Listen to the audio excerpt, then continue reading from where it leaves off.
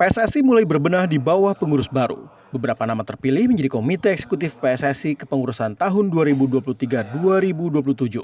Dari 12 nama ada 2 exco muda yang juga masuk ke dalamnya, bahkan terpilih dengan suara terbanyak. Mereka adalah Muhammad Sungkar dan Eko Setiawan. Keduanya sudah siap bekerja, salah satunya dengan program menambah jenjang kompetisi sepak bola Indonesia. Menurut Muhammad Sungkar, wacana ini disiapkan untuk menampung aspirasi para pesepak bola di Liga Amatir. Kalau dalam waktu dekat mungkin liganya kita tambah aja Bang ya. Karena kan kalau lihat liga itu kan kita setiap tahun itu mungkin ada 8.000 orang yang main ya. Saya makanya mau tambah 1 strata yang levelnya semi pro atau amatir. Jadi nantinya lebih kompetitif. Eko Setiawan juga pemuda terpilih menjadi anggota Exco. Selain berprofesi sebagai pengusaha, Eko merupakan presiden klub Liga 3 Adiaksa Farmel FC.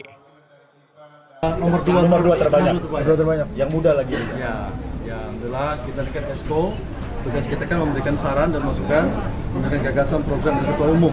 Ya, betul nggak?